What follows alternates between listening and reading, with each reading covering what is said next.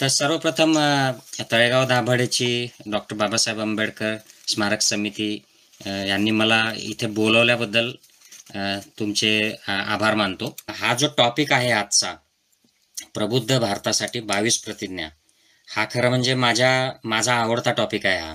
परंतु जे लोक अभ्यासाच्या संपर्कात नसतात, या लोकांना तेवढी जाणीव नसते की काय 22 प्रतिज्ञा. त्यांना एवढं फक्त की बाबासाहेबांनी त्या दिवशी 1956ला दीक्षाभूमीला सांगितल्या होत्या आणि त्यावेळेला लोकांना गरजेच्या होत्या. आपल्याला काही त्या आता गरजेच्या नाहीत, नसाव्यात, कारण त्या प्रतिज्ञांविषयी फार माहिती नसते लोकांना आणि माहिती झाली तरी फार महत्त्व कळत नाही त्याचं.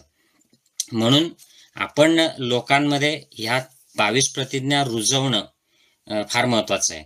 आणि जर मला त्या लोकांना सांगायच्या असतील तर सर्वप्रथम मला समजून घेणं गरजेचं आहे, कारण त्या जर मलाच कळाल्या नाहीत तर मी लोकांना कसं सांगणार.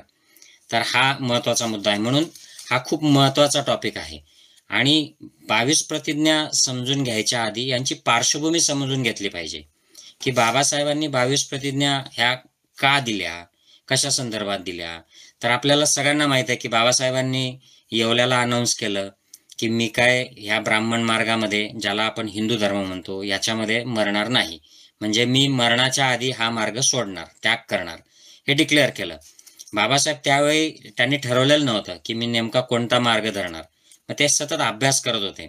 जे 1935 पासून ते जवळजवळ 50 येईपर्यंत, म्हणजे 10-15 वर्ष ते अभ्यास करत होते की मला नेमका कोणता मार्ग घ्यायचा आहे आणि माझे जे लोक आहेत यांना कोणत्या मार्गाने न्यायचं आहे.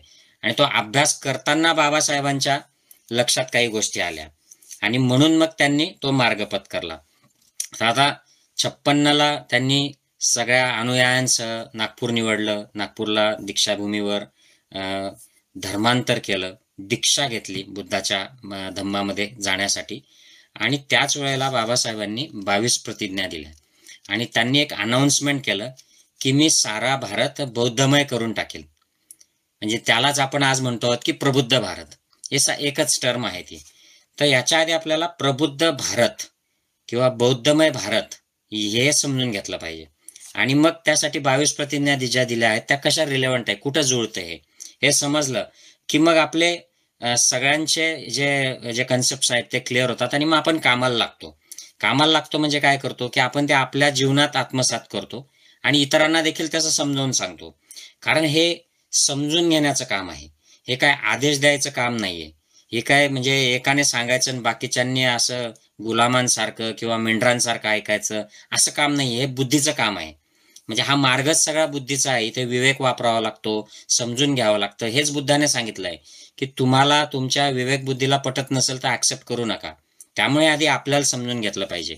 तर प्रबुद्ध भारत या गोष्टीचा मला काय बोध होतो, अर्थातच प्र म्हणजे काय तर पुढे असणे. सर्वप्रथम जे असतं त्याला आपण प्र म्हणतो, म्हणजे प्रमुख, प्रगती, जिथे जिथे प्र लागतो की हे सगळ्यात आधी असणं.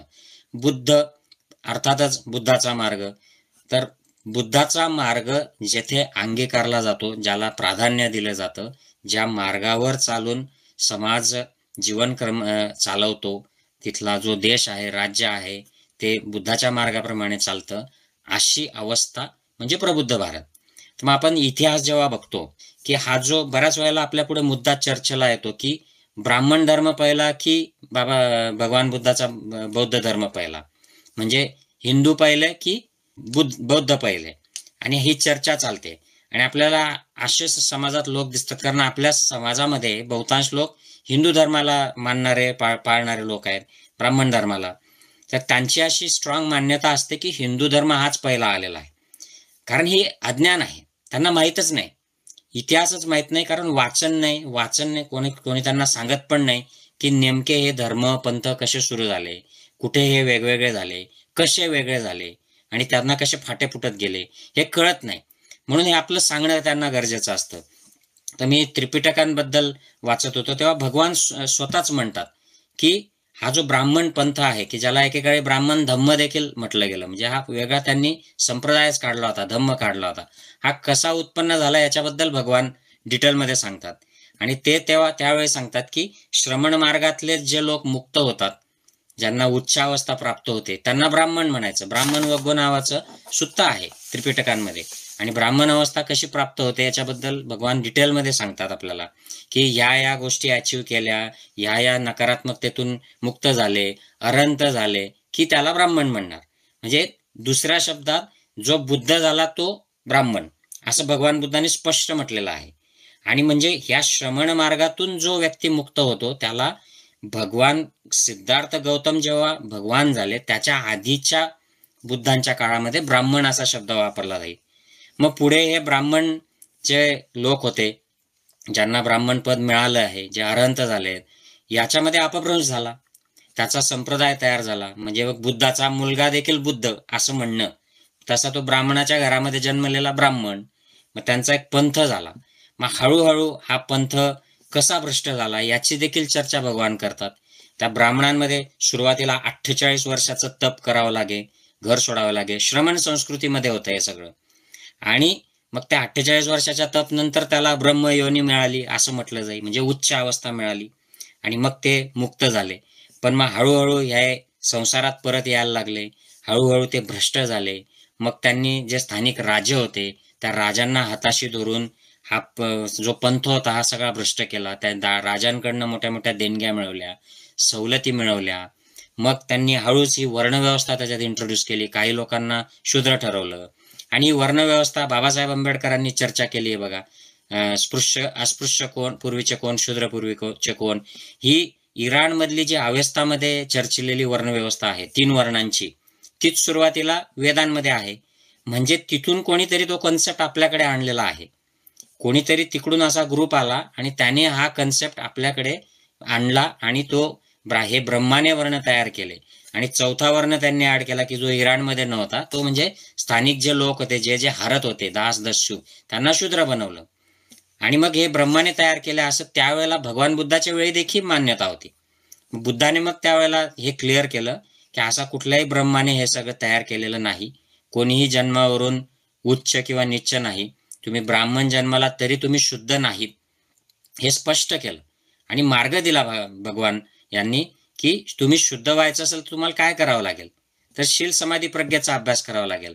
आणि मगच तुम्ही शुद्ध व्हाल. मग तुम्ही ब्राह्मण जन्मातले असाल किंवा शूद्र असा, वैश्य असा किंवा क्षत्रिय म्हणा स्वतःला. म्हणून याला चातुर्वर्ण शुद्धी असं म्हटलं गेलं. भगवान बुद्धाच्या त्रिपिटकामध्ये दिलेलं आहे. चातुर्वर्ण्याची शुद्धी केली भगवान बुद्धांनी धम्माची दीक्षा देऊन. आणि मग आपण पाहतो की त्यावेळेला संपूर्ण जम्बूद्वीप आणि जम्बूद्वीपाच्या बाहेरचे जे राष्ट्र आहेत, म्हणजे पूर्वेकडे चायना जपानच्या सीमा आणि पश्चिमेकडे अगदी युरोपपर्यंत हा धम्म पसरला. सम्राट अशोकाच्या काळामध्ये त्यांनी अरहंत पातळीवरचे भिक्खू त्यावेळेला सगळीकडे पाठवले. आणि ती जी कला होती, ध्यान साधना होती आणि जी थेअरी होती त्रिपिटकांची, ही सगळीकडे पाठवली. आणि मग हा सगळीकडे तो धम्म पसरला. म्हणून त्याला धम्मराजा म्हटलं गेलं सम्राट अशोकाला. आणि जे राज्य होतं त्याला धम्मराज म्हटलं गेलं. तर हा जो काळ होता सिद्धार्थ गौतम बुद्ध झाल्यानंतरचा, हा काळ जो आला, या काळामध्ये समाजामध्ये नैतिकता वाढली. आधी काय होत होतं, आधी नैतिकता नव्हती समाजामध्ये.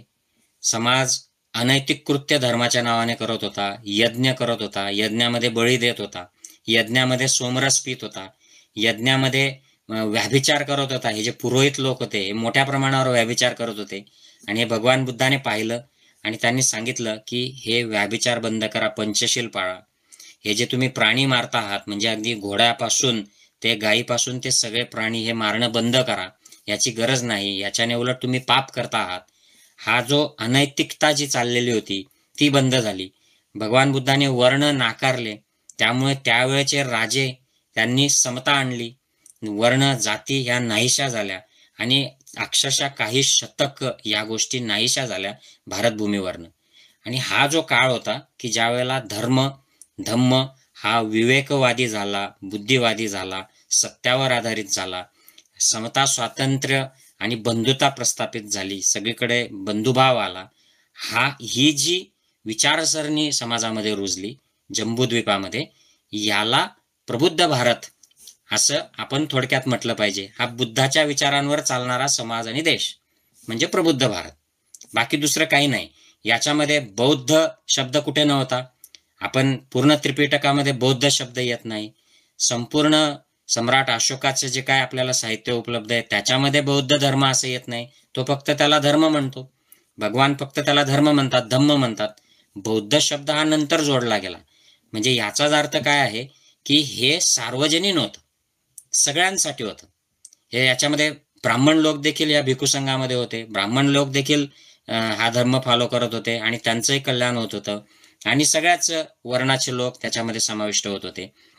त्याच्यामुळे ही सार्वजनीन सार्वकालीन अशी संकल्पना आहे प्रबुद्ध भारत. आणि त्यालाच बाबासाहेबांनी म्हटलं की मी सारा भारत बौद्धमय करीन. मग आता आपण बघतो बाबासाहेबांनी क्रांती आणि प्रतिक्रांती नावाचं एक छोटंसं पुस्तक लिहिलं आहे आणि बाबासाहेब सांगतात की ही ब्राह्मण परंपरा येते, मग त्यानंतर कोणीतरी महापुरुष येतो. महापुरुष म्हणजे कोणीतरी व्यक्ती बुद्ध होतो किंवा कोणीतरी असा महात्मा येतो की जो लोकांना ज्ञान देतो. या सगळ्या विषमतावादी परंपरेला छेद देऊन क्रांती घडवून आणतो. तर ही जी संकल्पना आहे की जेव्हा जेव्हा धर्माचा ऱ्हास होतो तेव्हा एखादी व्यक्ती धर्म ठिकाणावर आणायला, समाजाला रुळावर आणायला जन्माला येते आणि मग लोक पुन्हा धर्म शिकतात आणि नैतिकतेने जगू लागतात. तर ही संकल्पना प्रत्यक्षात ही श्रमण संस्कृतीतली परंपरा आहे. भगवान बुद्ध स्वतः म्हणतात की माझ्या आधी अनेक लोक बुद्ध झालेत, सम्यक संबुद्ध झालेत. तर हे जे ब्राह्मण पंथाने जे हे श्रमण संस्कृतीतून घेतलंय बघा, यदा यदा हि धर्मस्य, म्हणजे जेव्हा जेव्हा धर्माचा ऱ्हास होतो तेव्हा कोणीतरी देव अवतार घेतो. तर हे श्रमण संस्कृतीतून चोरलेलं आहे की मधून मधून असा सम्यक संबुद्ध एक महापुरुष बोधिसत्व येतो आणि तो समाजाला धम्माची दिशा देऊन जातो आणि समाज पुन्हा नैतिकतेकडे चालायला लागतो, समानता येते आणि मग ते काही शतक चालतं. तर ही संकल्पना आहे. बाबासाहेबांनी हा सगळा इतिहास वाचला, हा अभ्यासला आणि मग त्यांच्या लक्षात आलं की ही आता क्रांतीची वेळ झालेली आहे. दुसरं बुद्ध शासन सुरू झालेलं आहे. सिद्धार्थ गौतमच्या शासनानंतर ते 2500 वर्ष बरोबर झालेले होते. बाबासाहेबांनी जेव्हा दीक्षा घेतली तेव्हा 1955ला 2500 वर्ष पहिल्या बुद्ध पर्वाला झालेत आणि दुसरं बुद्ध पर्व सुरू होत आहे. आणि बाबासाहेब म्यानमारला गेलेत. बाबासाहेब श्रीलंका, नेपाळ अशा अनेक ठिकाणच्या बुद्धिझमचा त्यांनी अभ्यास केला आणि त्यावरून त्यांना एक लक्षात आलं की दुसऱ्या बुद्ध पर्वामध्ये हा धम्म जो आहे हा पुन्हा भारतामध्ये वाढणार आहे आणि इथून तो पसरणार आहे जगभर.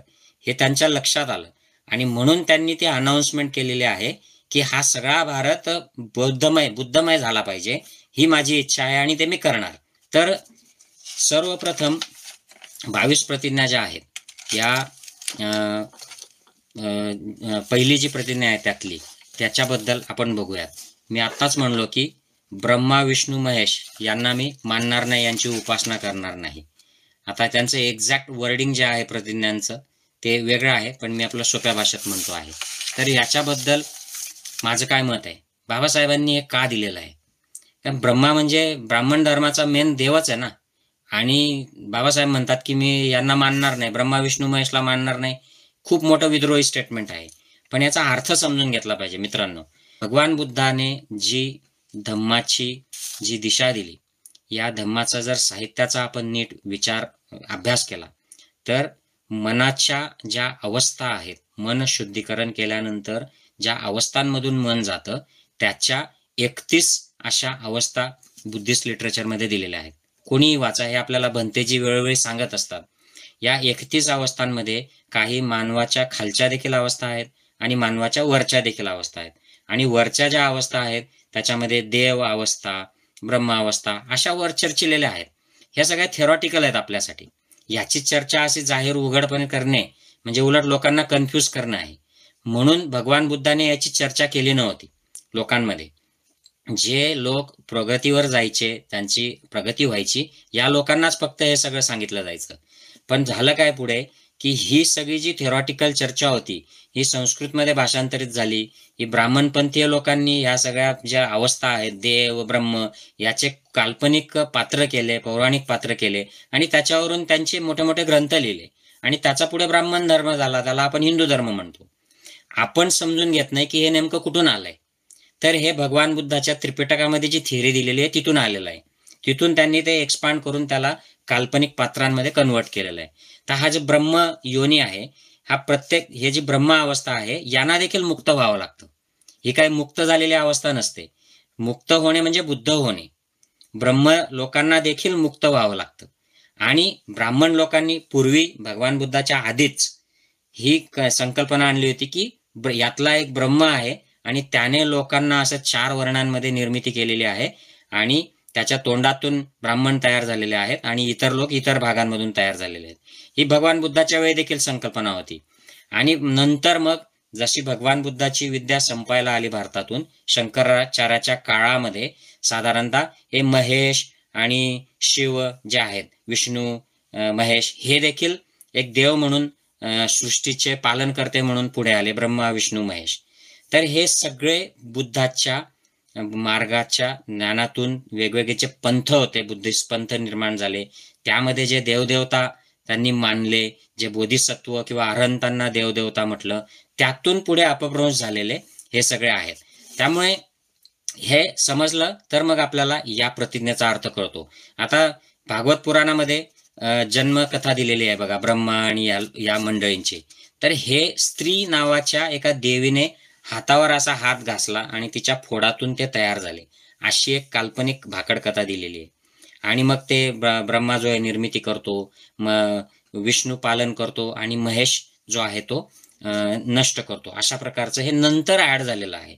हे बाबासाहेबांनी जेव्हा अभ्यासलं आणि त्यांना लक्षात आलं की ह्या मान्यतेमुळे समाजावर किती वाईट याचे परिणाम होतात या अंधश्रद्धेतून, त्यावर आधारित या काल्पनिक संकल्पना नाकारण्यासाठी बाबासाहेबांनी पहिली प्रतिज्ञा दिली, ती म्हणजे मी ब्रह्मा, विष्णू, महेश यांना मानणार नाही, यांची उपासना करणार नाही, हे देव आहेत असं मी मानणार नाही.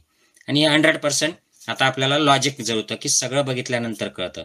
दुसरा त्यांनी प्रतिज्ञा दिली की रामकृष्ण हे जे आहेत यांना मी देव मानत नाही आणि यांची उपासना देखील मी करणार नाही.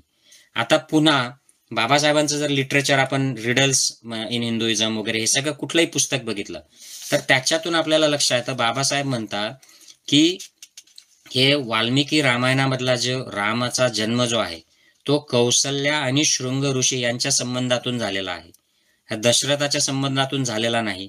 हे क्लिअर त्यांनी दिलेलं आहे. पिंडाद्वारे जन्माला घातलं रामाला.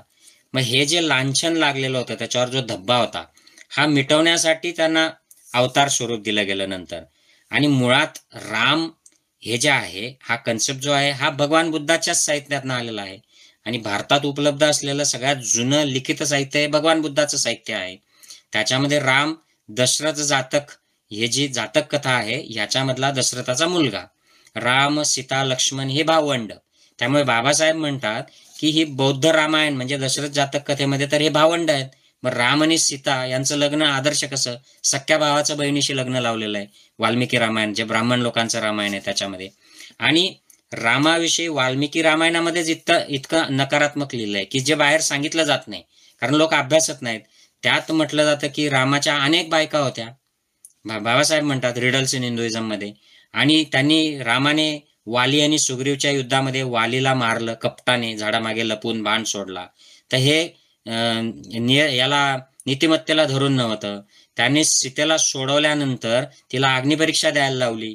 सीता प्रेग्नंट झाली तेव्हा लोक काय म्हणतील याची भीती वाटून रामाने तिला जंगलात सोडून दिलं.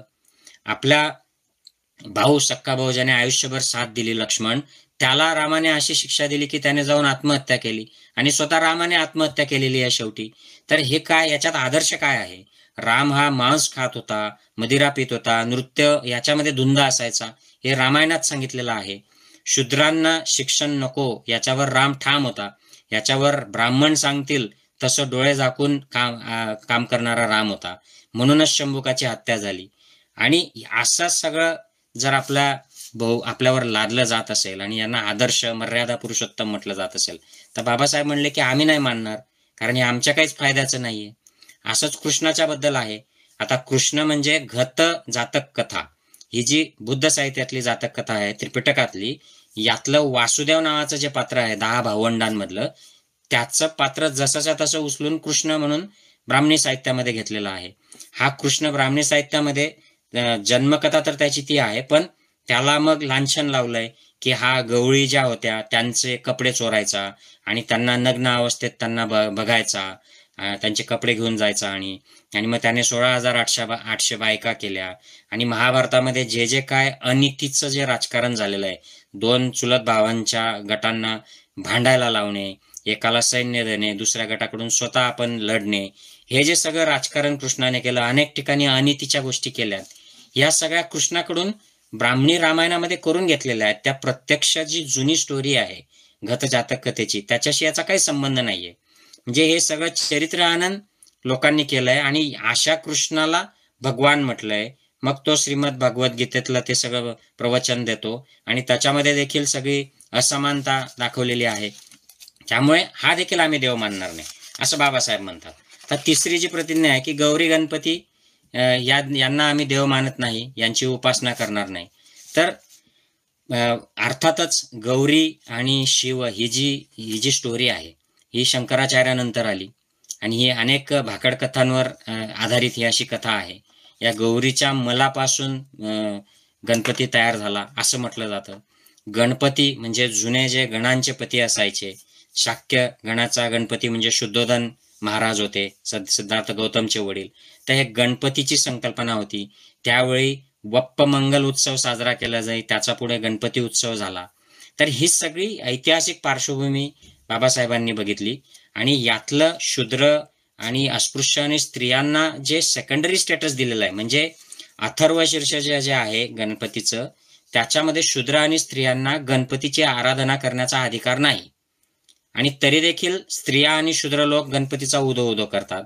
आता बाबासाहेबांनी म्हणलं की अंगावरचा मळ काढून तयार केलेली देवता ही आमचा मळ कसं काय कमी करणार, आम्हाला कशी ही विद्या देणार, ही देवता शुद्ध कशी. त्यामुळे ह्या सगळ्या भाकड कथा आहेत. म्हणून बाबासाहेबांनी हे रिजेक्ट केलंय. बाबासाहेब चौथ्या प्रतिज्ञेत म्हणतात की मी अवतार मानणार नाही.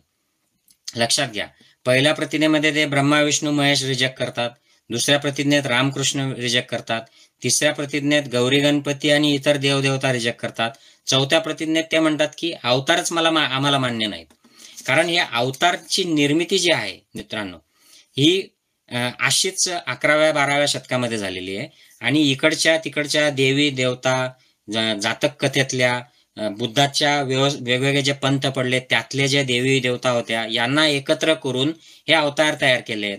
आणि हे वेगळे वेगळे अवतार आहेत. काही ठिकाणी 10 अवतार सांगितलेत, काही ठिकाणी जास्त सांगितलेत.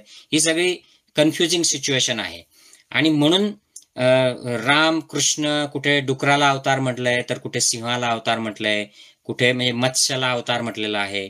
आणि हे सगळे जे त्यांनी जे मिक्सिंग केली आहे, सरमिसळ केली आहे, या अवतारांमधून पुरोहितांचं श्रेष्ठत्व मेंटेन केलेलं आहे, लोकांना अंधश्रद्धेखाली जकडून ठेवलेलं आहे.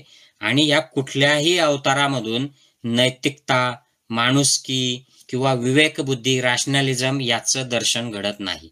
त्यामुळे अशा अवतारांना जे काल्पनिक आहेत, जे अन्यायकारक आहेत, ज्याच्यामधून नीतिमत्ता आपल्याला मिळत नाही, अशा अवतारांना मानून तरी आम्ही काय करायचं. म्हणून बाबासाहेब या सगळ्या अवतारांना नाकारतात चौथ्या प्रतिज्ञेमध्ये. पाचव्या प्रतिज्ञेमध्ये बुद्ध हा विष्णूचा अवतार आहे, हा खोडसाळ आणि खोटा प्रचार आहे, असं बाबासाहेब आपल्याला प्रतिज्ञा देतात. याचं कारण पुन्हा तेच आहे, वराह पुराणामध्ये 10 जे अवतार आहेत त्यातला जो 9 नंबरचा अवतार होता, हंस अवतार, तो त्यांनी गाळला आणि तिथे बुद्धाला फिक्स केलं. हे झालं 11व्या-12व्या शतकामध्ये. म्हणजे बुद्ध 9वा अवतार झाला वराह अवतारात. मात्र भागवत पुराणात बुद्ध 21वा अवतार आहे. आणि बुद्धाला जोपर्यंत ब्राह्मण लोकांची सत्ता प्रस्थापित झालेली नव्हती जम्बूद्वीपात, तोपर्यंत अवतार दिव्य चांगलं म्हणून मानलं गेलं. आणि त्यांची सत्ता प्रस्थापित झाल्यानंतर जे साहित्य आहे त्यात बुद्धाला दोष दिलेला आहे.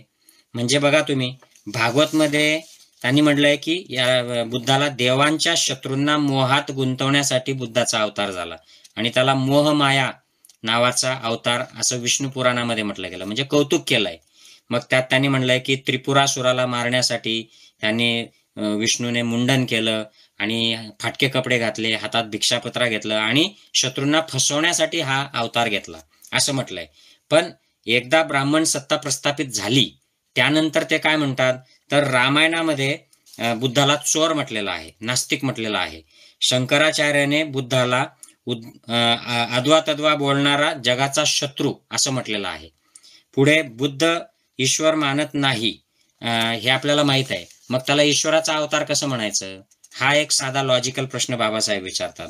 म्हणून हे जे बुद्धाला अवतार जे केलंय हे बुद्धाच्या अनुयायांना आपल्याकडे आकर्षित करण्यासाठी, त्यांचा विद्रोह शांत करण्यासाठी, आणि एकदा ते सगळे शांत झाले, आकर्षित झाले, सगळी सत्ता ताब्यात आली, त्यानंतर बुद्धाला त्यांनी लांछन लावून टाकलं की हा चुकीचा होता, हा काही खरा नव्हता, हा चोर होता.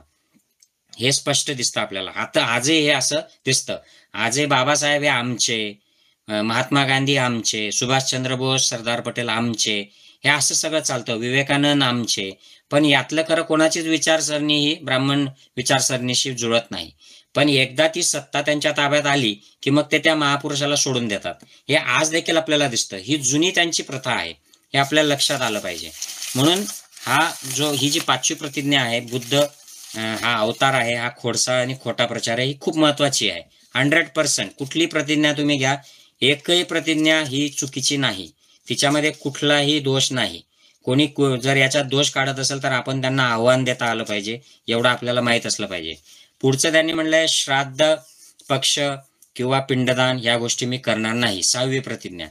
आता याच्याबद्दल अनेकांनी लिहिलेलं आहे. महात्मा फुले लिहितात, संत कबीरांची एक कथा या पुस्तकामध्ये दिलेली आहे. याच्यात संकल्पना अशी आहे की आपण मेल्यानंतर आपला आत्मा कुठेतरी असतो, तो तिथे वाट पाहत असतो की अरे बाबा, मी जिवंत असताना मला हे खायला मिळालं नाही, माझी ही इच्छा पूर्ण झाली नाही, आणि मग आपण ती इच्छा ब्राह्मणाला जेवण देऊन किंवा ब्राह्मणाला सोन्याच्या त्या भेटवस्तू देऊन, त्यांना भरपूर दान देऊन ही पूर्ण करायची. आणि मग ब्राह्मणाला इकडे दिलं की तिकडे आपल्या पूर्वजांच्या आत्म्याला ते मिळतं आणि मग ते मुक्त होतात, त्यांना स्वर्ग मिळतो. तर हे आत्म्याच्या अस्तित्वावर अवलंबून असलेला हा कन्सेप्ट आहे. भगवान बुद्ध आत्माच नाकारतात.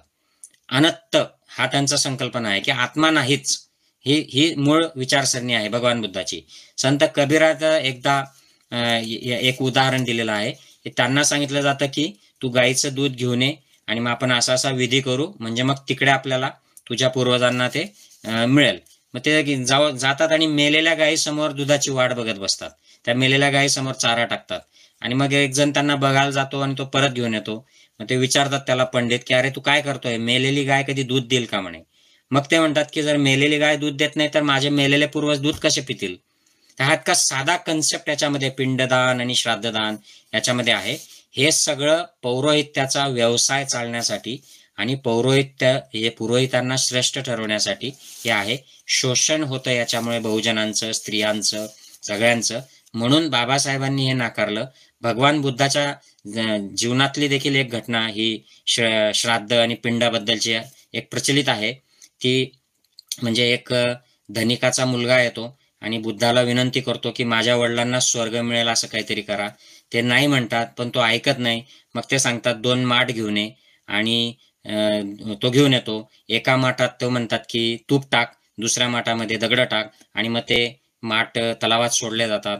मग तो त्याला सांगतात की हे फोड, आणि मग ते तूप जे आहे ते तरंगतं आणि दगड जे असतात ते खाली जातात. आणि भगवान बुद्ध म्हणतात की आता तू तुझ्या पंड्या पुरोहितांना बोलव आणि त्यांना सांग की हे दगड सगळे वर तरंगले पाहिजेत आणि जे तूप आहे ते खाली गेलं पाहिजे. तो म्हणतो की हे तर निसर्गाच्या नियमाला धरून नाही. मग ते त्याला म्हणतात की बाबा, मग तुझ्या वडिलांना जे मेलेले आहेत त्यांना वरची अवस्था प्राप्त होईल की खालची, हे त्यांच्या कर्माने ठरेल. मी इथे करून काहीही जरी केलं तरी त्याच्याने फरक पडणार नाही, ते निसर्गाच्या नियमाला धरून नाही. म्हणजे एकदा ते मेले की आपण त्यांच्यासाठी खाली कर्मकांड, पौरोहित्य करून त्यांना काहीही मिळत नाही, हे स्पष्ट आहे. म्हणून श्राद्ध, पक्ष, पिंडदान यातून बाहेर पडायला बाबासाहेब सांगतात. 7वी जी प्रतिज्ञा आहे ती म्हणजे बौद्ध धर्माच्या विसंगत मी आचरण करणार नाही. महत्वाचं आहे. आता बौद्ध धर्म हा शब्द खूप अलीकडचा आहे मित्रांनो. सुरुवातीला याला फक्त धम्म म्हटलं जायचं, सनातन धम्म, एस धम्मो सनातनो. याला बौद्ध नाव हे नंतर आलं आणि बाबासाहेबांनी ते समाजामध्ये, संसारात ते प्रचलित आहे म्हणून ते त्या अर्थाने वापरलेलं आहे. याला आपण धम्म ह्या एवढं जरी म्हटलं तरी चालेल, आणि खरं त्याला धम्मच फक्त म्हटलं पाहिजे. तर काय आहे मार्ग? क्लिअर आहे. भगवान बुद्धाने सांगितलंय सब पापस ऐकरणं कुशलस्य उपसंपदा सचिद्ध परियोदपन एतं बुद्धानं शासनं. या मार्गावर, या तत्वावर मी चालेन. आणि याच्यासाठी काय तर शरण जायचं. त्रिशरण जे आहे, बुद्ध, धम्म आणि संघ यांना शरण जायचं. 5 शील पाळायचे गृहस्थांनी. जे भिक्खू आहेत गृहत्यागी त्यांनी 8 शील पाळायचे आणि आर्य अष्टांगिक मार्गाचं पालन करायचं आणि 10 पारमिता पूर्ण करायच्या. हा झाला बुद्धाचा मार्ग, धम्म. याच्या विसंगत मी कार्य करणार नाही, ही 7वी प्रतिज्ञा आहे, स्ट्रेट फॉरवर्ड आहे. धम्माचा डिटेल अभ्यास हा आपले जे भिक्खू जे बनते जे असतात किंवा वेगवेगळे जे माध्यम आहेत, साहित्य आहे, यातून आपण केला तर यांचे सगळ्यांचे अर्थ आपल्याला कळतात. 8वी प्रतिज्ञा आहे की कोणतेही क्रियाकर्म मी ब्राह्मणांच्या हातून करून घेणार नाही. आता पुन्हा हा तोच मुद्दा आहे. कुठलेही क्रियाकर्म, वर बाबासाहेब 6व्या प्रतिज्ञेमध्ये स्पेसिफिक श्राद्ध पक्ष आणि पिंडदानाबद्दल बोलतात. आता याच्यामध्ये इतर जे कर्मकांड आहेत, आणि आज देखील अनेक लोक जे स्वतःला बुद्ध अनुयायी म्हणतात, बाबासाहेबांचे अनुयायी म्हणतात, ते लोक सुद्धा वेगवेगळ्या प्रकारचे कर्मकांड, अगदी सत्यनारायण गृहप्रवेश सुद्धा करून घेतात काही लोक. आणि मला धन्य वाटतं अशा लोकांबद्दल. जन्मापासून किंवा जन्माच्या आधीपासून ते मेल्यानंतरपर्यंत या सगळ्या प्रकारच्या घटना, इव्हेंट्सला पौरोहित्यामध्ये, ब्राह्मण धर्मामध्ये कर्मकांड आहेत. आणि शेतकऱ्यांच्या आसूड या पुस्तकामध्ये महात्मा फुलेंनी ही कशी लूट चालते शेतकऱ्यांची, बहुजनांची, हे स्पष्ट केलेलं आहे. बाबासाहेबांना देखील हेच म्हणायचं आहे की हे अशा प्रकारचे कर्मकांड करून आपण ब्राह्मणांना श्रेष्ठत्व देतो, ते भूदेव आहेत याला मान्यता देतो. म्हणजे त्यांना खायला दिलं, त्यांच्या हाती वस्तू दिल्या, त्यांना दान दिलं की हे सगळं देवाला मिळतं, याला आपण पुष्टी देतो. तर हे थांबलं पाहिजे. याच्याने उच्च नीचतेची जी प्रथा आहे ती अजून पुष्ट होते. त्यामुळे हा जोपर्यंत प्रकार थांबणार नाही तोपर्यंत ही अंधश्रद्धा थांबणार नाही. म्हणून बाबासाहेब म्हणतात की पुरोहितगिरीच नष्ट झाली पाहिजे हिंदू धर्मातनं. आणि जर पुरोहित कोणी करायचा असेल तर तो त्याच्या गुणांनी, चारित्र्यावरून झाला पाहिजे, जातीवरून व्हायला नको, असं स्पष्ट बाबासाहेब म्हणतात. म्हणून कर्मकांड बंद करा, कोणत्याही पुरोहिताच्या हातून ज्या गोष्टी केल्या जातात त्या बंद करा, असा त्यांनी आपल्याला एक प्रतिज्ञा दिलेली आहे. 9वी प्रतिज्ञा, सर्व मनुष्य प्राणी हे समान आहेत असं मी मानतो. आता ह्याच्यामध्ये जे साधं लॉजिक आहे की सगळे माणसं सारखेच आहेत, आणि या लॉजिकच्या मागे इतिहास देखील आहे. श्रमण परंपरा आणि ब्राह्मण परंपरा या 2 परंपरांमध्ये श्रमण परंपरा ही कुठलाही वर्ण जातीचा भेदभाव मानत नाही. ब्राह्मण परंपरा मात्र सुरुवातच यातून होते की ब्रह्माने 4 वेगवेगळ्या प्रकारचे लोक तयार केले आणि हे त्यांच्या पूर्वीच्या कर्मांवरून केले आणि त्यांनी आता तसंच जगायचं आहे. आणि एकाला जास्त अधिकार आहेत आणि जे सगळ्यात खालचा जो वर्ग आहे त्याला अधिकार नाहीत, ते सेवक आहेत, गुलाम आहेत. आणि या सगळ्या 4 वर्णांच्या ज्या महिला आहेत त्या गुलाम आहेत, शूद्र आहेत. तर ह्या कन्सेप्टला इथे मुठमाती द्यायची आहे आपल्याला की कुठलाही जात, वर्ण, धर्म, सांप्रदायिक जो डिफरन्स आहे लिंगाचा, हा आम्ही मानणार नाही. आता महात्मा फुलेंनी म्हटलेलं आहे बघा सार्वजनिक सत्यधर्मामध्ये की माणसामध्ये अशा जाती जमाती ज्या आहेत ह्या असण्याचं काही लॉजिकच नाही. या प्राण्यांमध्ये देखील नसतात. म्हणजे कुत्रे जे आहेत सगळे कुत्रे सारखे असतात, त्याच्यामध्ये जात नसते. तर माणसामध्ये तर दूरचीच गोष्ट आहे. म्हणून आपल्याला याच्यासाठी ही प्रतिज्ञा आहे. भगवान बुद्धाने वर्णावरून कोणीही श्रेष्ठ नाही, जन्मावरून कोणीही श्रेष्ठ नाही असं वेळोवेळी सांगितलं. आणि ब्राह्मणांना देखील वेळोवेळी सांगितलं की तुम्ही सुद्धा अशुद्ध आहात मनाने, आणि तुम्ही जोपर्यंत धम्माचं पालन करणार नाही तोपर्यंत तुम्ही शुद्ध होणार नाहीत. आणि हे शूद्रांना, चांडाळांना देखील सांगितलं. त्यामुळे हे आम्ही मानव हे वेगवेगळे आहेत, एकमेकांसह हे असमान आहेत. ही ब्राह्मण पंथातली जी शिकवणूक आहे ती आम्ही मानणार नाहीत. आम्ही असं मानू की ते समान आहेत. पुढची 10वी प्रतिज्ञा बाबासाहेब देतात आपल्याला, ती म्हणजे मी समता प्रस्थापित करण्यासाठी काम करेन. तर याला देखील बॅकग्राऊंड तेच आहे. बाबासाहेबांनी मंदिर प्रवेशासाठी सत्याग्रह केला, पाणी मिळावं, पाणी प्यायला मिळावं दलितांना म्हणून सत्याग्रह केला. मग कायद्याच्या अंगाने लढाई केली, गोलमेज परिषदेला इकडे तिकडे गेले, स्वतंत्र मतदारसंघ द्या, हे द्या, ते द्या, आणि भरपूर आवाज उठवला, खूप लिखाण केलं. आणि या सगळ्याच्या अंती बाबासाहेबांच्या एक लक्षात आली गोष्ट की हे सगळं जरी आपल्याला मिळालं, मंदिरात जरी आपण गेलो, पाणी मिळालं, आपल्याला विधानसभेत, लोकसभेत प्रतिनिधित्व मिळालं, सगळं मोठ्या प्रमाणावर गाजावाजा झाला, तरी सुद्धा जोपर्यंत आपण या पंथामध्ये आहोत, ब्राह्मण पंथामध्ये, इथे आपल्याला शूद्र अस्पृश्य म्हणूनच ट्रीट केलं जाईल. म्हणजे हा जो ब्राह्मणवादी जी व्यवस्था आहे ही व्यवस्था मिटणार नाही. ही व्यवस्था एकतर आपल्याला मिटवावी लागेल किंवा आपल्याला यातून बाहेर पडावं लागेल आणि समतेसाठी आपला वेगळा मार्ग करावा लागेल. बघा, ही जी संकल्पना आहे ही पेरियार रामस्वामींनी देखील एक्झॅक्टली सेम म्हटलेलं आहे. ते म्हणतात की ब्राह्मणवाद हा बदलत नाही, याच्यामध्ये सुधारणा होत नाही, त्याला मुळासकट उकडून फेकावं लागेल, तरच त्यात आपल्याला काहीतरी यश मिळेल. हा ब्राह्मणवाद बदलेल, वर्णव्यवस्था हळूहळू कमी होईल, लोक एकमेकात मिसळतील, हे होणेवाली बात नाहीये. ही व्यवस्था समूळ उखडून टाकणे हाच याच्यावरचा इलाज आहे. म्हणून बाबासाहेब म्हणतात की मी समतेसाठी प्रयत्न करेल, की जो भगवान बुद्धाने आपल्या त्यावेळेच्या उपदेशांमध्ये केलेला आहे आणि त्या उपदेशानंतर आपल्या देशामध्ये 400-500 वर्ष समता प्रस्थापित झाली होती. जाती वर्ण ह्या समूळ नष्ट झाल्या होत्या बहुतांश भागातून, बहुतांश राज्यांमधून. म्हणून ही प्रतिज्ञा महत्वाची आहे. आणि बाबासाहेबांनी हे प्रत्यक्षात अस्तित्वात करण्यासाठी धर्मांतर तर केलंच, पण हे याच्यात संविधानात देखील हे सगळं आणलेलं आहे. स्त्री पुरुष समानता, हिंदू स्त्रियांना जे धर्माने निकृष्ट मानलं त्याच्यावर विजय मिळवण्यासाठी हिंदू कोड बिल दिलं आणि जे अंडर रिप्रेझेंटेड लोक आहेत, SC ST, शूद्र जमाती, अस्पृश्य जमाती, आदिवासी जमाती, यांच्यासाठी प्रतिनिधित्वासाठी आरक्षणाचा कायदा आणला. हे समानतेसाठी सगळं बाबासाहेबांनी केलेलं आहे. पुढचा जो आहे की मी बुद्धाचा अष्टांगिक मार्ग फॉलो करणार. आता हा खूप धार्मिक कन्सेप्ट आहे, आध्यात्मिक कन्सेप्ट आहे. या अष्टांगिक मार्गावरूनच अष्टविनय आणि जो गणपती बुद्ध धर्मियांमध्ये जी प्रतिमा आणि मूर्त्यांची प्रथा सुरू झाली होती, त्यात सोंडेचा गणपती म्हणजे हत्तीचं जे महत्व आहे बुद्धाच्या मार्गामध्ये, त्याच्यावरून ती एक हत्तीचं तोंड असलेली देवता तयार झाली आणि मग तिला गणपती नाव दिलं गेलं आणि पुढे मग 8 विनय हे त्या गणपतीच्या मूर्तीशी जोडण्यात आले. तर हे सगळं अपभ्रंश झालेला जो बुद्धाचा मार्ग होता, भ्रष्ट झालेला मार्ग, तो पुढे ब्राह्मण पंथामध्ये एक प्रमुख देवता म्हणून तिला पौराणिक स्टोरी तयार केली गेली आणि त्यातून आता एक मेन देवता ही तयार झालेली आहे. तर हा अष्टांगिक मार्ग आपण समजून घेतला पाहिजे. तो न समजता जर आपण अष्टविनायकाच्या तीर्थाला गेलो किंवा गणपतीच्या आरत्या केल्या आणि ते देवाला मोदक वाहिले, त्यातून काहीच होणार नाही. कारण ते कर्मकांड आहे, तो अधर्म आहे. खरा धर्म जो आहे तो आर्य अष्टांगिक मार्ग समजून घेण्यात आहे.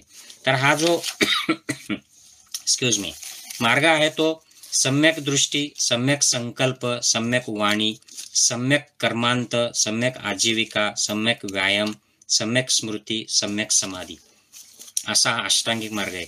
याच्यावर खरं तर एक वेगळं लेक्चर कोणीतरी भंतेजींनी घ्यायला पाहिजे, लोकांना समजवायला पाहिजे. पुढचा जी प्रतिज्ञा आहे ती म्हणजे मी 10 पारमितांचं पालन करीन. तर 10 पारमिता हा पुन्हा एक आध्यात्मिक डीप कन्सेप्ट आहे बुद्धाच्या अभ्यासातला. या पारमिता म्हणजे 10 घडे आहेत आणि जेव्हा आपण शील समाधी प्रज्ञेच्या मार्गावरून चालतो, अष्टांगिक मार्गाचं पालन करतो, त्यावेळेला हे 10 घडे आपोआप भरले जातात आणि 10 घडे पूर्ण भरले की आपण मुक्तावस्थेला पोचतो, अरहंत होतो, बुद्ध होतो. त्यामुळे ही समजून घेतले पाहिजे की पारमिता ह्या आध्यात्मिक आहेत. शील, दान, उपेक्षा, नैष्क्रमण, क्षांती, वीर्य, सत्य, अधिष्ठान, करुणा, मैत्री, अशा या 10 पारमिता आहेत. पुढची प्रतिज्ञा जी आहे 13वी, बाबासाहेब म्हणतात मी सर्व प्राणीमात्रावर दया करीन व त्यांचे लालन पालन करेन. फार महत्वाचं आहे. याला ऐतिहासिक पार्श्वभूमी आहे आणि याला आध्यात्मिक देखील कारण आहे. कारण ब्राह्मण मार्गामध्ये मोठ्या प्रमाणावर यज्ञामध्ये प्राणी मारले जायचे, गायी मारल्या जायच्या. गायीचे 2-2 दिवसाचे बछडे मारून त्याचं मांस यज्ञामध्ये वाहिलं जायचं आणि पुरोहितांना दिलं जायचं. तर हे सगळं बंद करण्यासाठी सिद्धार्थ गौतमाने बुद्ध होण्याच्या आधीपासून याच्या विरोधात आवाज उठवलेला आहे आणि बुद्ध झाल्यानंतर तर त्याने उपदेश केले ब्राह्मणांना, वेगवेगळ्या राजांना उपदेश केलेत की हे तुम्ही बंद करा.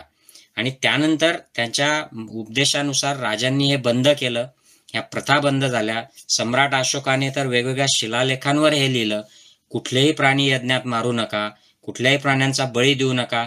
माझ्या राजवाड्यातल्या ज्या स्वयंपाकगृह आहेत तिथे देखील आम्ही हे बंद केलेलं आहे. अशा प्रकारच्या आज्ञा शिलालेखांवर दिलेल्या आहेत.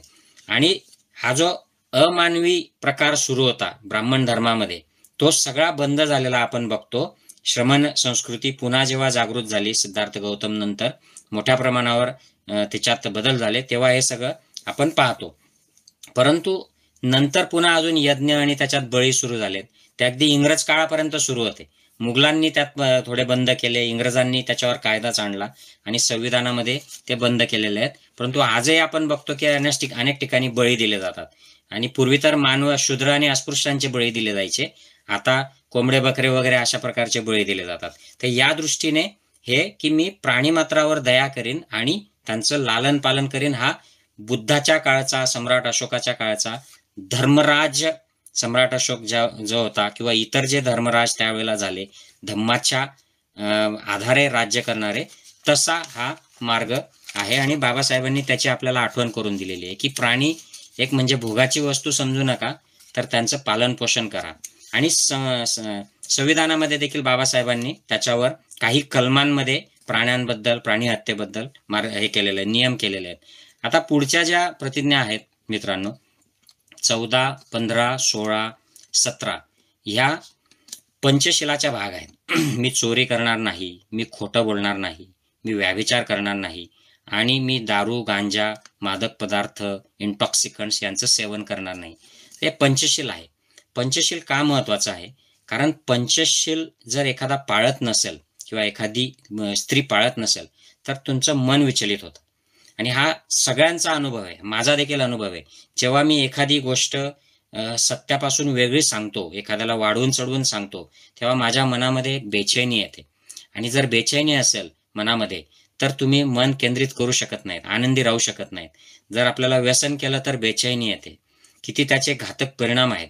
हे सगळे बेचैनी आणणाऱ्या गोष्टी करू नका, म्हणजे तुमचं मन केंद्रित राहील, नियंत्रणात राहील. आणि जेव्हा तुम्ही समाधीला बसाल तेव्हा तुमची समाधी लागेल आणि मग प्रज्ञेचा अभ्यास करायला सोपं होईल. म्हणून पंचशील महत्वाचं आहे. आणि जे गृहत्यागी लोक असतात त्यांना ते जास्त अजून महत्वाचं आहे. त्यांनी अष्टशील पाळायचं, म्हणजे त्यांना जास्त अजून डीप जाऊन धम्म अंगीकारता येईल. तर या दृष्टीने हे महत्वाचे आहेत. पुढचा जी आहे 18वी प्रतिज्ञा, ज्ञान, प्रज्ञा, शील, करुणा यांची सांगड घालून मी जीवन घालवीन. अगदी बरोबर आहे, हा बुद्धाचा मार्ग आहे. याच्यामध्ये जास्त एक्सप्लेन करण्याची गरज नाही की आपण हा मार्ग चालला की आपण या सगळ्या गोष्टी पालन करतो. 19वी प्रतिज्ञा, माझ्या जुन्या मनुष्य मात्राच्या उत्कर्षाला हानिकारक, असमान व नीच मानणाऱ्या हिंदू धर्माचा मी त्याग करतो व बुद्धाचा मार्ग स्वीकारतो. तर ह्या असमानतेच्या, खरं म्हणजे याला हिंदू धर्मापेक्षा ब्राह्मण मार्ग म्हटलं पाहिजे, कारण हिंदू हा खूप अलीकडचा शब्द आहे. ब्राह्मण आणि श्रमण असे दोन शब्द आहेत. तर सुरुवातीला बाबासाहेबांनी त्या मार्गात बदल करायचे प्रयत्न केले, परंतु त्यांच्या लक्षात आलं की हा मार्ग न बदलणारा आहे, ब्राह्मण मार्ग. इतिहासात हा कधीच बदललेला नाही, त्यामुळे हा आताही बदलणार नाही. म्हणून त्याचा त्याग करून आपण श्रमण मार्गामध्ये जायचं, हे बाबासाहेबांनी प्रतिज्ञा दिली आहे 19वी. यालाच आपण क्रांती म्हणणार, यालाच प्रबुद्ध भारत निर्मिती म्हणणार. पुढची 20वी प्रतिज्ञा, बौद्ध धम्मच सद्धम्म आहे, ही माझी खात्री पटली आहे. आता हा सद्धम्म म्हणजे दोन अर्थाने आपल्याला म्हणता येईल. एक सत्य धर्म म्हणजे आदर्श धर्म, सम्यक धर्म, आणि सनातन धर्म म्हणजे हाच एस धम्मो सनातनो. या दोन्ही अर्थाने हाच मार्ग, श्रमण संस्कृतीचाच मार्ग बरोबर आहे, ही माझी खात्री झालेली आहे. बाबासाहेबांनी हे इतिहासावरनं शोधून काढलं आणि स्वतः देखील त्याचं जेव्हा पालन त्यांनी सुरू केलं असेल त्यावेळेला त्यांच्या लक्षात, त्यांना स्वतःचा साक्षात्कार झाला असेल की अरे हाच मार्ग खरा मार्ग आहे, हाच धर्म आहे, याच्यानेच शांती मिळते आणि याच्यानेच आपल्या समाजामध्ये एक समानता येईल, बंधुभाव येईल आणि जे काय आपल्याला हवं आहे ते सगळं बुद्धमय भारत, प्रबुद्ध भारत ही अवस्था आपल्याला आणता येईल. 21वा, माझा नवा जन्म होत आहे असं मी मानतो. आता याच्यात माझा नवा जन्म म्हणजे पुनर्जन्म होतोय असं नाही. नवा जन्म ही देखील आध्यात्मिक संकल्पना आहे मित्रांनो. जी ब्राह्मण मार्गीयांनी चोरली, त्यांनी द्विज म्हणजे 2 वेळा जन्मणारे ब्राह्मण असं म्हटलं, ती प्रत्यक्षात श्रमण मार्गातली संकल्पना आहे. म्हणजे एक म्हणजे मातेच्या पोटून जन्मणे, आणि दुसरी म्हणजे ज्या वेळेला आपण धम्मात दीक्षित होतो तो एक जन्म, म्हणजे धम्मामध्ये जन्म होणे. हे 2 जन्म आहेत. तर बाबासाहेब त्या अर्थाने असं हे म्हणतायत की माझा आता नवीन जन्म झालाय, म्हणजे मी आता धम्मामध्ये दीक्षित झालोय आणि दिस इज माय सेकंड बर्थ. ही संकल्पना आपण समजून घेतली पाहिजे. पुनर्जन्माबद्दल बाबासाहेबांनी त्यांच्या पुस्तकामध्ये डिटेल चर्चा केलेली आहे. आणि बुद्धाच्या साहित्यात देखील पुनर्जन्माबद्दल खूप चर्चा आहे. हा एक सेपरेट विषय आहे. नवा जन्म म्हणजे मी धम्मात दीक्षित झालो, हे माझं दुसरा जन्म मी मानतो. तेव्हा ते म्हणतात की मला इतका आनंद झाला आहे, जणू हर्षवायूच झाला आहे. बाबासाहेबांना दीक्षा ज्या दिवशी घेतली त्या दिवसाचं हे वाक्य आहे त्यांचं. मला नरकातून सुटलो आहे असं वाटत आहे. म्हणजे किती बाबासाहेबांना रिलॅक्स वाटत होतं त्या दिवशी आणि त्यांनी ते व्यक्त केलं होतं. फार ऐतिहासिक ती घटना होती. आणि शेवटचा जी प्रतिज्ञा आहे ती म्हणजे मी बुद्धाच्या शिकवणुकीप्रमाणे वागेल अशी प्रतिज्ञा करतो. तर यात कुठलीच शंका नसावी की बुद्धाच्या शिकवणुकीप्रमाणे मी वागेल. शील, समाधी, प्रज्ञा, पंचशील, अष्टशील, आर्य अष्टांगिक मार्ग, 10 पारमिता आणि सब्ब पापस करणं, कुशलस्य उपसंपदा, सचित्त परियोदपनं, एधं बुद्धान शासनं. हा इतका स्ट्रेट फॉरवर्ड बुद्धाचा मार्ग आहे. मी या मार्गाने मार्गक्रमण करीन असं बाबासाहेबांनी 22 प्रतिज्ञांमध्ये म्हटलंय. मला असं वाटतं की जर आपल्याला प्रबुद्ध भारत करायचा असेल, देशात समता, स्वातंत्र्य, बंधुता, सद्भावना आणायची असेल, तर या 22 प्रतिज्ञा फक्त स्वतःला आंबेडकरी म्हणणारे किंवा बौद्ध म्हणणारे लोकच नाही, तर भारतातल्या सगळ्यांनी, जगातल्या सगळ्यांनी या प्रतिज्ञा पालन केल्या पाहिजेत, समजून घेतल्या पाहिजेत आणि या पसरवल्या पाहिजेत. मग बघा एका झटक्यात भारत प्रबुद्ध होईल. आणि प्रबुद्ध होण्यामध्ये फक्त बुद्धिस्ट लोकांचा फायदा नाही आहे, तर संपूर्ण जमातींचा, सगळ्यांचा फायदा आहे. कारण हा मार्ग सार्वजनीन आहे, सार्वकालीन आहे. म्हणून याच्यासाठी बाबासाहेबांनी दिलेली सूत्री देखील सार्वजनीन आहे. ही ब्राह्मणांनी पाळली पाहिजे, ही क्षत्रियांनी, वैश्यांनी, शूद्रांनी, ज्या अजूनही अस्पृश्य जातींमध्ये आहेत त्यांनी, आणि जे बौद्ध झालेले आहेत, नवबौद्ध, या सगळ्यांनी या 22 प्रतिज्ञांच्या मंत्राचा, सूत्रीचा अंमल केला पाहिजे. एवढं बोलून मी थांबतो. पुन्हा तळेगाव दाभाडे बाबासाहेब आंबेडकर स्मारक समितीचे आभार मानतो. तुम्ही मला बोलावलंत इथे बोलण्यासाठी. थँक्यू. जय भीम.